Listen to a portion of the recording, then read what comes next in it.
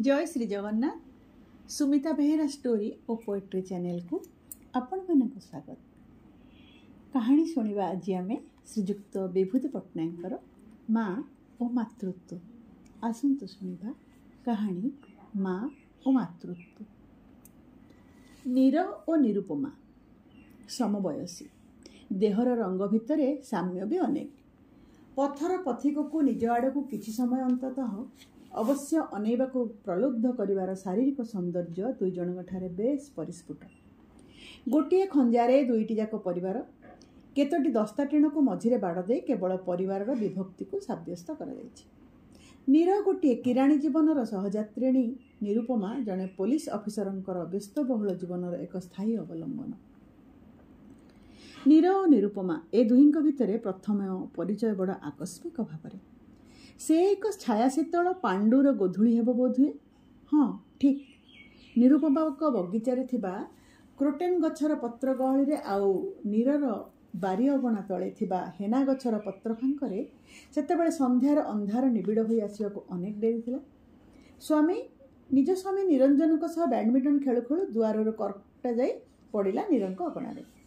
तांको दुआर को जाई कर्कटा आनिया भितर निरुपमा नीरर स्नेह उछला आंतरिकता को मध्य निजस्व करी आनिले।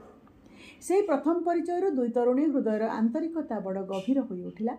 नीरर स्वामी विश्वमोहन ऑफिस को गला परे एकाकिनी निरुपमा को गप जोड़िबा को हठात जने समवयसी साथी मिलगला।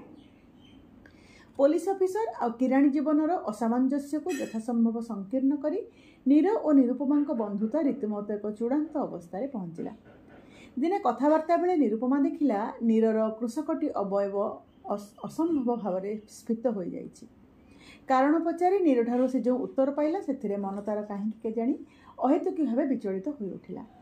से दिन संध्यारे निरंजन ऑफिस फेरी आराम चेयर रे बसी सिगरेट को चंचल चंचल पोड़बार लगी। सुइच रे टिप मारी भितर पशिला निरुपमा। निरंजन देखिले निरुपमा मुहरे एक अस्वाभाविक हताशार म्लानिमा केमिति गभीर हो उठी। सामान्य मामूली कथबार्ता पर निरुपमा कहला, हे तमे जानिलनी नीरर कौन पिलाझिला हम। तार केतोटी ठीक से बेलू आकाशर नील अरसी देहरे मुह देखा चाहूकी आसचंती।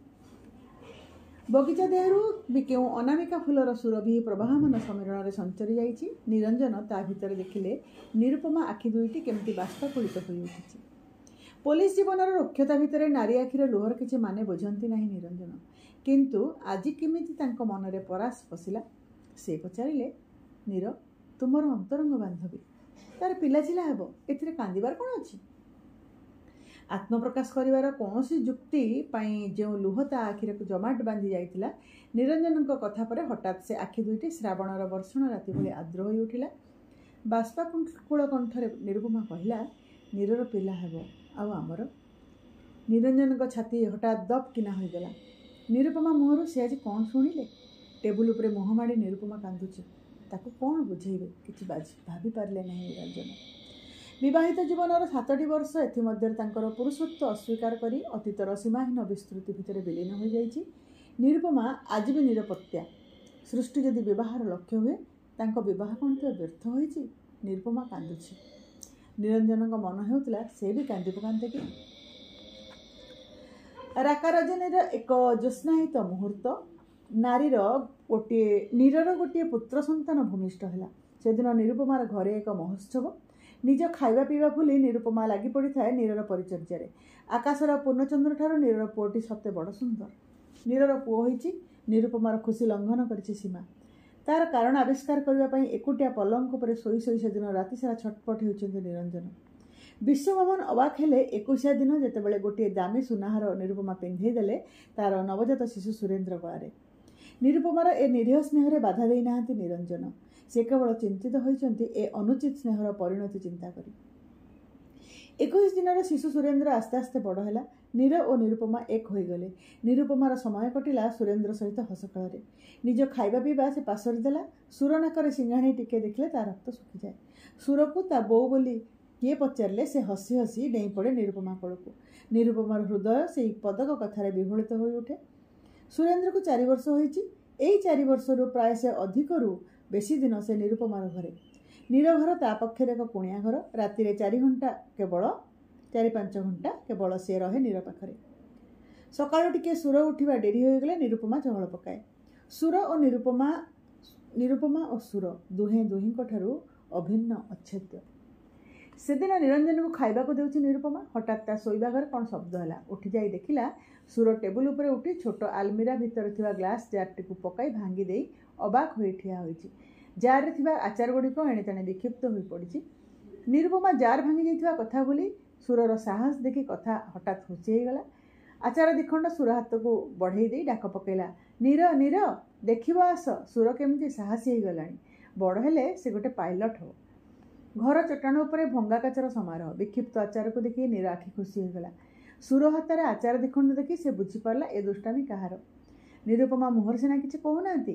ଘରକୁ ନେଇ ନୀର ନିର୍ଧୁମ ପିଟିଲା ସୁରକୁ। ସୁର ଚିରଚିରେଇ କାନ୍ଦୁଥାଏ। ତା ଭିତରେ ନୀର ପାଟି କରୁଥାଏ, କହ କହ ଆଉ ଦିନେ। ନିରୁପମା ଦୌଡ଼ି ଯାଉଥିଲା ନୀର ଘରକୁ। ନିରଞ୍ଜନ ତା ବାହା ଧରି ଅଟକେଇ ଦେଲେ। କହିଲେ, ତମେ ଭୁଲି ଯାଉଛ ନୀରୁ, ତମେ ସୁରର ମା ନୁହଁ। ନିରୁପମା ଚମକି ଉଠିଲା। ହଠାତ୍ ଯେପରି ତାର ସ୍ୱପ୍ନ ଭାଙ୍ଗିଛି। ସାମାନ୍ୟ ଗ୍ଲାସ୍ ଜାରଟା ଭାଙ୍ଗି ଦେଇଥିବା ହେତୁ ଏ ଗୋରୁଚରା ମାଡ଼। ସୁରକୁ ସେଇ ମାଡ଼ କୋପରେ ସନ୍ଧ୍ୟାକୁ ହେଲା ଜ୍ୱର, ଖଇଫୁଟା ତାତି। ନିରୁପମା ଯାଇପାରିଲାନି ଟିକିଏ। ନିରଞ୍ଜନ ମନା କରିଦେଲେ। ତାଙ୍କର ତ ଆତ୍ମସମ୍ମାନ ପୁଣି ଅଛି। ଗୋଟିଏ ଇଟାକାନ୍ଥର ବ୍ୟବଧାନ। ଆରପଟେ ଶୋଇ ସୁର ବ୍ୟାକୁଳ ହେଉଛି। ମୁଁ ଆର ବୋଉ କତିକି ଟିକିଏ ଯିବି, ମୋତେ ଛାଡ଼। ନୀରର ଆକଟ ଶୁଭୁଛି। ସେ ଘର ନାଁ ଧରିଲେ ଦେଖିବୁ ପୁଣି। ସଫା କହିଦେଉଛି, ତଣ୍ଟିରେ ଠିଆ ହେଇଯିବୁ। ତାପରେ ସୁରର କାନ୍ଦଣା ଶୁଭୁଛି। ଏ ଘରେ ନରମ ଗଦିରେ ଶୋଇ ନିରୁପମାଙ୍କର ଦେହରେ ଜହର ଚରିଯାଉଛି। ନିଜ ରକ୍ତ ଦେଇ ସେ ସୁରକୁ ଭଲ ପାଇଥିଲେ କ'ଣ ଏଇଥିପାଇଁ? ସେଦିନ ରାତିସାରା ନିରୁପମାକୁ ଖୋଜି ଖୋଜି ବିଳବିଳଉଛି ସୁର। କାନ୍ଥ ପାଖରେ ଥାଇ ସବୁ ଶୁଣି ଲହୁଝାଳ ଏକାକାର କରି ନିରୁପମା କେବଳ ସେଜକୁ ଓଦା କରିବାରେ ଲାଗିଛି। ତା ଆରଦିନ ସକାଳୁ ନୀରର ଚାକରାଣୀକୁ ଦେଖି ଘରେ ପଚାରିଲା ନିରୁପମା। ତା ମନ ତଳେ ଉଠିଲା ଆନନ୍ଦର ଏକ ଲହରୀ। ତାକୁ ଡକେଇ ପଠେଇଛି ବୋଧହୁଏ ନୀର। ସୁର ତାକୁ ଖୋଜୁଛି। ସେ ଯିବ, ନିଶ୍ଚୟ ଯିବ। ମା ଚାଲ, ମା ଦେଇଛନ୍ତି। ଅବାକ୍ ଆଖିରେ ନିରୁପମା ପଚାରିଲା, କ'ଣ? ଚାକରାଣୀ ନିଜ ଲୁଗା ତଳୁ ବାହାର କଲା ଗୋଟିଏ ପୁଡ଼ିଆ। ନିରୁପମା ଭାବିଲା ନୀର ତେବେ ତାକୁ ଡକେଇ ପଠେଇନି। ପୁଡ଼ିଆ ଖୋଲିଲା ନିରୁପମା। ତା 21 ହାରଟି। କେତେକ ଖେଳନା ଯାହା ସେ କିଣି ଦେଇଥିଲା ସୁରକୁ, ତାକୁ ଫେରାଇ ଦେଇଛି ନୀର। ନିରୁପମା ଆଖିରୁ ଥପ୍ ଥପ୍ ହୋଇ ଲୁହ ନିଗିଡ଼ି ପଡ଼ିଲା। ଚାକରାଣୀଟି କହିଲା, ପୁଅ ଜାତକ ଦେଖେଇଥିଲେ ମା।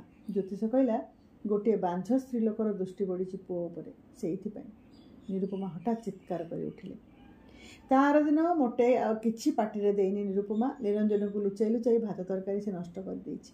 ଗୋପନରେ କେବଳ ଲୁହ ଝରେଇଛି। ଭଗବାନଙ୍କୁ ଡାକିଛି, ଭଗବାନ ସୁର ଦେହ ଭଲ କରିଦିଅ, ମୋ ପରମେ ତାକୁ ଦିଅ। 4 ଦିନ କେବଳ ସେ ଶୁଣିଛି ସୁରର ପ୍ରଳାପ। ମୁଁ ଆର ଘର ବୋଉ ପାଖକୁ ଯିବି, ମୋତେ ଛାଡ଼। ଆର ଘର ବୋଉ ପାଖକୁ ମୋତେ ଡାକ, ମୋ ବୋଉକୁ ଡାକ, ମୁଁ ଦେଖି। ନିରୁପମା କାନ ଡେରିଲା। ବିଶ୍ୱମୋହନ ପାଟି ଶୁଭୁଛି।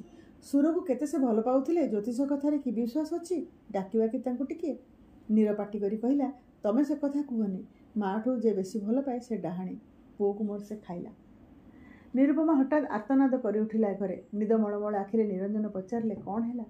ନିରୁପମା ତାଙ୍କ କୋଳକୁ ଘୁଞ୍ଚି ଯାଇ କେବଳ ଭାବିବାକୁ ଲାଗିଲା, ମାଠୁ ଯେ ବେଶୀ ଭଲ ପାଏ, ସତରେ କ'ଣ ସେ ଡାହାଣୀ? ପାହାନ୍ତା ପ୍ରହର। ବାଟ ଭାଙ୍ଗି ପହଁରି ଯାଉଥିବା ପବନରେ ହଠାତ୍ ସୁରର ନିଦ ଭାଙ୍ଗିଲା। ସାରା ରାତିର କ୍ଳାନ୍ତି ପରେ ବୋଉ ବାପା ଶୋଇ ଯାଇଛନ୍ତି। କବାଟ ଦରଆଉଜା ହୋଇଛି। ଆର ଘର ବୋଉ ନାହିଁ। ସେ ଉଠିଲା। ଗୋଡ଼ ଚିପି ଚିପି ଗଲା ଦୁଆରକୁ। କବାଟ ବନ୍ଦ ଅଛି।